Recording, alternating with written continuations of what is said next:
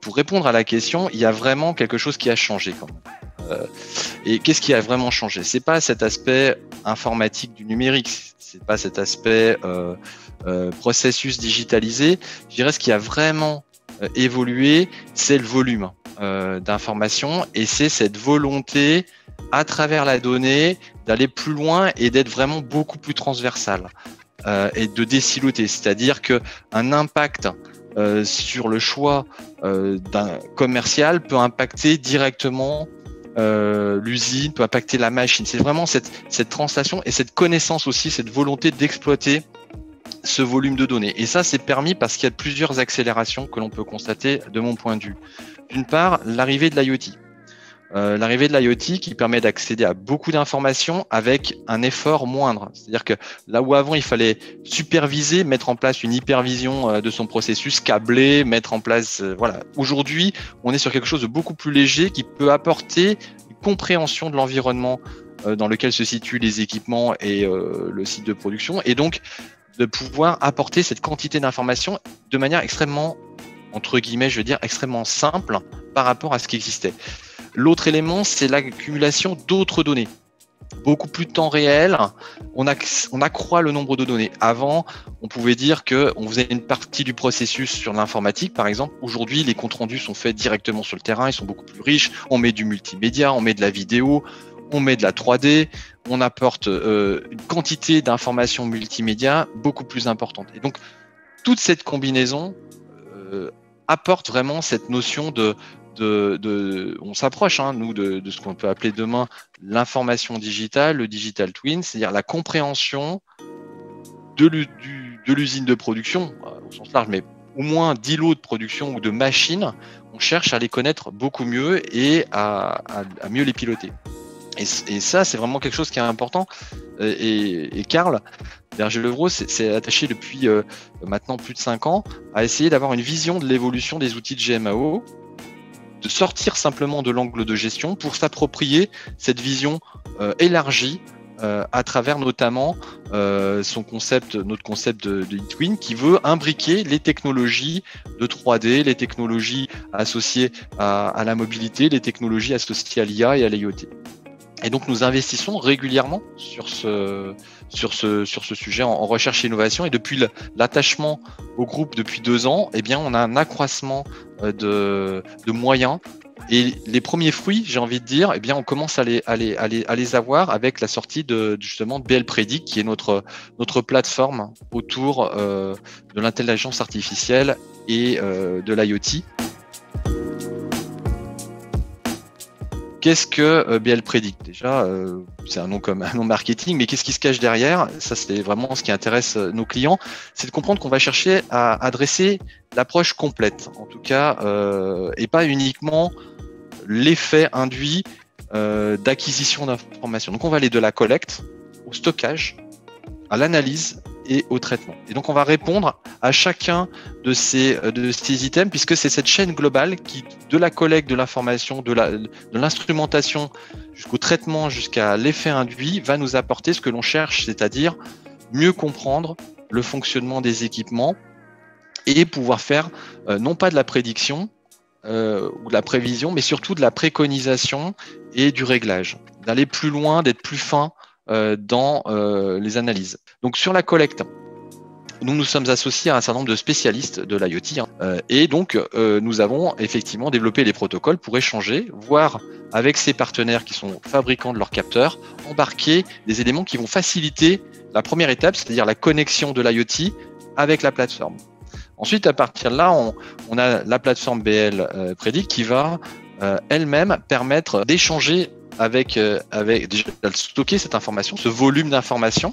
On va stocker des grandes quantités d'informations et on va pouvoir les échanger et faire le lien avec la GMO. Donc cette plateforme, ça va être une sorte de gateway qui va compiler l'information, la stocker, l'analyser déjà dans un premier temps et communiquer des informations, puisque le pas de l'IoT, c'est un pas de temps réel, et le pas de la gestion, c'est un pas qui est beaucoup plus long.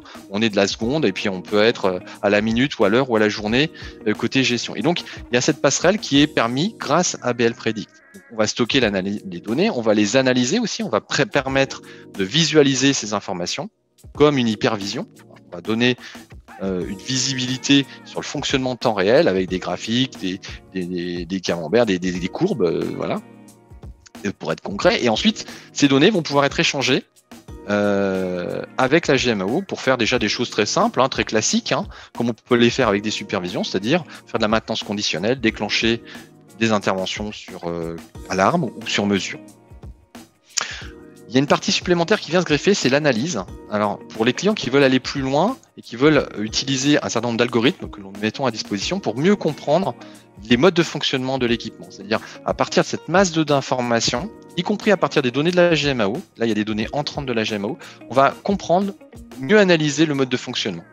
Et donc, on va pouvoir, à ce moment-là, proposer un certain nombre d'éléments. Et donc, dans cette phase-là, nous avons nos propres data scientists qui viennent en complément parce que c'est un nouveau métier qui apparaît. Analyser des quantités d'informations ou appliquer les bons algorithmes, eh bien, c'est vraiment quelque chose de nouveau. Et donc, on souhaite vraiment aller vers le pronostic de maintenance dans un premier temps. Donc, qu'est-ce que je peux rappeler? En fait, c'est une plateforme qui est pragmatique, hein, puisqu'en fait, on travaille à la fois avec la recherche. Nous avons plusieurs thèses en cours pour continuer à travailler sur cette partie algorithme, détection des erreurs, etc. Donc, il y a beaucoup de sujets. Nous avons une partie très pratique avec nos clients. Hein. On verra, on a plusieurs clients qui s'équipent de ces technologies, donc il faut les confronter au réel. Et puis, nous avons aussi des alliances avec des partenaires, puisque évidemment, il faut des capteurs, il faut un certain nombre d'outils. Et donc, notre offre, elle est assez globale. Elle se divise en 3 parties. Une première partie qui est, on va l'appeler la partie smart, qui permet de faire vraiment l'hypervision. Je suis capable dans ma GMAO de voir en temps réel, à travers BL Predict, l'évolution des capteurs. Et puis, je vais être capable de faire du déclenchement de maintenance conditionnelle. Un deuxième niveau, là on va un peu plus loin, on va proposer des offres verticalisées, c'est-à-dire qu'on va faire des algorithmes précis en fonction de la nature des équipements. Donc on en a un dans le facility management pour tout ce qui est climatisation. L'objectif étant d'optimiser la consommation d'énergie des CTA, des centrales de traitement d'air. Et puis il y a le dernier étage de la fusée, c'est à façon des projets avec des data scientists qui vont analyser et qui vont permettre à nos clients de mieux comprendre comment vit leur équipement. En 2 mots, déjà le contexte. Alstef, c'est un constructeur, un fabricant, un installateur de tapis de convoyage, enfin de systèmes de convoyage, excusez-moi. Et donc, ces systèmes de convoyage, ils équipent entre autres les aéroports. Et on voit que c'est un équipement critique dans les aéroports, puisque si les bagages n'arrivent pas, les avions ne décollent pas et on voit les conséquences pour l'aéroport. Donc, c'est un élément assez critique. Et donc, en plus aujourd'hui de cette partie construction, installation, Alstef propose un service autour de la maintenance et s'engage de plus en plus vers un service. C'est-à-dire qu'ils ne vendent plus des matériels, mais ils vendent une disponibilité, un nombre de colis convoyés. Donc, ils sont vraiment dans des approches complètement disruptives. C'est ça qui les intéresse. Et donc, la problématique à laquelle ils font face, c'est un système de convoyage, c'est un système assez complexe, on enchaîne des tapis. Évidemment, individuellement, c'est assez simple, mais collectivement, c'est assez sophistiqué. Et la problématique, c'est que pour assurer une disponibilité très forte, il faut mettre énormément de moyens en préventif. Il faut faire du préventif qui peut être très coûteux pour éviter au maximum qu'on tombe sur la panne. Et donc, tout l'enjeu, en fait, alors qu'ils sont fabricants de ces équipements, c'est de mieux connaître leurs équipements sur le terrain. Et donc, voir comment ils se comportent dans une situation qui n'est pas une situation de test en usine. Et donc, ils n'ont pas cette information, même s'ils ont déjà de la supervision, même s'ils ont déjà de la GMAO, ils se sont rendus compte qu'ils ne connaissaient pas encore assez leurs équipements. Et donc, ils sont passés à l'étape du dessus parce que leur objectif, c'est de trouver le bon équilibre et donc réduire le préventif tout en maintenant la disponibilité. Et pour faire ça, il faut avoir une connaissance hyper sensible et hyper accrue de ces équipements. Et donc voilà, donc c'est comme ça qu'on est rentré dans ce travail avec eux. On a mis en place évidemment des algorithmes, on a mesuré, on a installé plusieurs prototypes en France et en Europe dans des aéroports. Et on a un déploiement en production qui est prévu en 2021. Pour l'instant, c'était de la mesure, de la collecte, de l'analyse. Donc, ils ont beaucoup appris déjà sur leurs équipements. Ils ont pu ainsi commencer à apporter des évolutions. Mais la vraie mise en pratique, ça sera sur Mexico en 2021. Et donc, les premiers résultats sont encourageants. Alstef a décidé de l'appliquer sur d'autres équipements. Alors, ce qui est intéressant aussi de comprendre, c'est que quand on met en place ce type de démarche, on n'est pas en train de travailler sur l'usine complète. On choisit des équipements avec des problématiques très définies. Et donc, on imagine déployer ce type de solution pour d'autres types d'équipements, que sont les carousels où on récupère ses bagages, par exemple, pour être très précis. Et depuis un an, on voit côté car des nouveaux projets. Voilà, on sent qu'il y a quand même une dynamique qui s'opère. Voilà, il y a de l'émulsion et donc on a des nouveaux projets. On a par exemple des projets type industriel dans l'eau avec le syndicat des eaux de Paris, le SIAP, qui souhaite améliorer la disponibilité des dégrilleurs qui sont en entrée, ce sont des grandes machines en entrée de processus. Et donc évidemment, si on est bloqué, on traite plus l'eau. On a un autre cas avec le SITIV,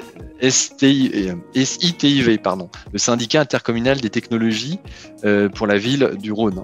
Et donc, eux, leur objectif, il n'est pas industriel, mais j'en parle quand même, parce que l'intérêt, c'est de comprendre qu'on doit trouver l'objectif qu'on doit avoir avec la mise en place de ces technologies.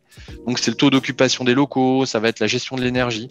On a aussi l'INRIA Grenoble, on est plutôt sur vraiment la partie facility avec l'expérimentation autour de l'optimisation des CTA, l'énergie autour des CTA, la qualité de l'air. Donc voilà, chacun trouve les objectifs qu'il souhaite atteindre et à partir de là, on peut commencer à instrumenter et à mieux connaître ces équipements pour en trouver et faire de la préconisation de maintenance. Nos clients, on a décidé de les mettre à l'honneur et de voir comment ils avaient réussi à maintenir et à assurer leur métier durant cette période si particulière. Et donc, c'est vrai qu'avec la FIM, qui est l'association des ingénieurs français de maintenance, on est partenaire historique, on s'est rapproché d'eux également et on s'est dit, bon, il faut quand même montrer qu'il y a mettre en lumière cette activité-là et voir et aussi partager parce que il y a aussi un phénomène de pair, montrer comment d'autres de nos clients ont réussi à s'adapter à cette situation si particulière. Et donc, j'en profite aussi de cette interview pour remercier nos clients qui ont accepté donc c'était entre mai et juin, on a fait 3 rendez-vous numériques. Il y avait Agro Mousquetaire, donc qui est vraiment la branche industrielle du groupe Intermarché. Il y a la BSPP, alors c'est des pompiers de Paris, donc là tout le monde peut comprendre leur activité, mais donc c'était évidemment tout ce qui est gestion et maintien de toutes les infrastructures qui sont utilisées par les pompiers, les échelles, les véhicules et autres. Et puis enfin, plutôt dans le domaine du transport, alors un transport un peu particulier, mais c'était Smooth & Go qui est délégataire de la gestion des vélos sur Paris et l'Île-de-France. Et donc avec cette vision un petit peu hétérogène, multisectorielle, l'idée c'était de présenter vraiment comment ils ont affronté cette situation très particulière. Ça a rencontré un très large succès, on était très contents aussi pour nos clients et on était contents de voir que d'autres ont participé, c'était des centaines de participants. Et ce qu'on peut en tirer finalement, les principaux messages, c'est que l'activité de maintenance s'est pas du tout arrêtée. Elle a été même renforcée. On a évidemment profité parfois de l'arrêt de la production pour entamer des travaux autour de la maintenance, voire il y avait des activités qui étaient en sur-régime, l'agroalimentaire, l'hospitalier, et eux, ils ont dû faire face à une réorganisation ou une montée en capacité et donc une montée en charge de leurs usines. Et donc, ce que ça a montré aussi, c'est que par contre, ils ont dû le faire avec un autre modèle. C'est-à-dire qu'avant, évidemment, l'équipe maintenance, on la voit, les services techniques, ils sont sur place, ils sont plus près des machines, ou plus près de leurs collègues de la production. Là, ils ont dû être parfois à distance. Et ça qui a vraiment changé, c'est cette capacité à pouvoir interagir à distance, dans un métier qui est hautement technique. Parce que, évidemment, réparer des machines, c'est pas toujours très simple, tout le monde ne peut pas tout faire. Et donc, il y a vraiment une capacité de partage des connaissances. Et donc, ce qu'on s'est rendu compte à travers ces retours d'expérience, c'est qu'évidemment, nos clients qui étaient équipés d'outils, voire qui faisaient partie de groupes où il y avait certains sites qui n'avaient pas d'outils, ont pu voir la différence et mesurer. C'est toujours quand on perd quelque chose ou quand on n'a plus une possibilité qu'on se rend compte de l'utilité de certaines autres. Et donc, clairement, ceux qui étaient équipés, ceux qui avaient déjà de la mobilité, étaient déjà beaucoup plus armés et leur processus n'était pas rompu. Le dispatching était déjà organisé, optimisé en digital. Ils n'ont pas été obligés de retourner donner des feuilles sur le terrain pour dire qu'est-ce que tu fais, toi, appeler sans arrêt les collègues. Tout ça, c'était organisé, fluidifié. Les comptes rendus également. Donc vraiment, on a pu mesurer combien ceux qui étaient prêts, ceux qui avaient déjà des processus numériques, ont pu accélérer, faciliter cette transition et ça s'est fait mieux que pour les autres, j'ai envie de dire. Et ce qui est intéressant aussi de voir, c'est l'apport des connaissances, c'est-à-dire la capacité. Lorsqu'on est un acteur de la maintenance, souvent on a un pair à côté, un expert qu'on peut appeler, qui simplement il va se déplacer dans l'usine, il va faire quelques mètres, et il va venir à vos côtés pour constater. Là, ça n'était parfois pas possible puisque des gens n'étaient pas autorisés à venir sur les sites. Et donc, on s'est rendu compte que d'apporter la connaissance auprès du technicien, qui n'est pas un expert tout le temps, c'est hyper important. Et donc ça a renforcé aussi l'intérêt des outils mobiles. Je conclurai simplement par dire que on s'est aussi rendu compte de ce qu'il y a encore à faire. On s'est aussi rendu compte que c'était une première marche, que ça apportait un certain nombre d'atouts, mais c'était pas suffisant. Et on se rend bien compte que, par exemple, on peut le voir aujourd'hui en travaillant avec des outils de webconférence, le partage en temps réel, la capacité d'agir à distance, d'influer sur le comportement d'un utilisateur à distance pour l'aider, c'est essentiel. Et donc, nous développons aujourd'hui des approches complémentaires. On s'est rendu compte qu'il fallait aussi aller plus loin dans ces approches, donc autour de la maintenance augmentée, capacité d'interagir avec des acteurs à distance. Et donc, ça fait partie aussi des réflexions et des travaux de recherche et innovation que l'on mène.